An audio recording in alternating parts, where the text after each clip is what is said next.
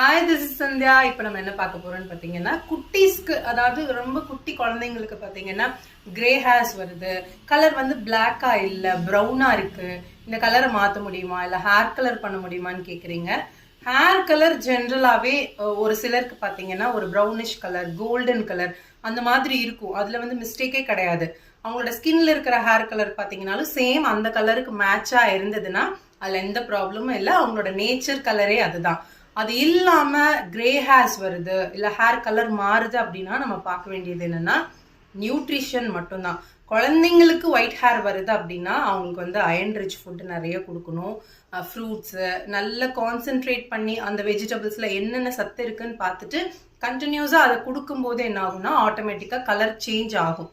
இதை விட்டுட்டு நீங்கள் கலர் பண்ணுறேன், இல்லை இந்த கலர் அவங்களுக்கு சூட் ஆகலைன்னு நினச்சிங்கன்னா அது வந்து ராங் வே. இப்போ நம்மளுக்கே ஹேர் கலர்ஸ் யூஸ் பண்ணுறோம் அப்படின்னா ஹேர் கலரோட ஒர்க் என்னன்னா ஹேருக்குள்ளே போய் ஹேர் ஓப்பன் பண்ணி உள்ளுக்குள்ளே வந்து அந்த கலரை ஃபில் பண்ணுறது தான் ஹேர் கலரோட ஒர்க்கு ஜென்ரலாக.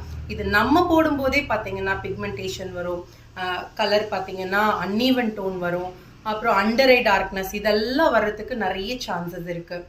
மார்க்கெட்டில் கிடைக்கிற ஏதோ ஒரு ஹேர் டை இல்லை ஒவ்வொரு டைம் ஒவ்வொரு டைஸ் வந்து நம்ம யூஸ் பண்ணும்போது பார்த்தீங்கன்னா நிறைய ப்ராப்ளம்ஸ் வரதுக்கு, கேன்சர் வரைக்கும் வரதுக்கு கூட சான்சஸ் நிறைய இருக்குது.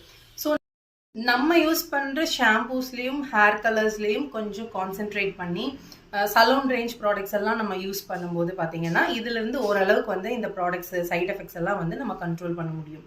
அண்ட் கிட்ஸுக்கு வந்து ஹேர் கலர் கூடவே கூடாது. ப்ளீச் பண்ணுறோம் இல்லை ஒரு ஹனி கலர் கொடுக்குறோம், அந்த மாதிரி கூட குழந்தைங்களுக்கு வந்து ஹேர் கலர்ஸ் வந்து ட்ரை பண்ணாதீங்க.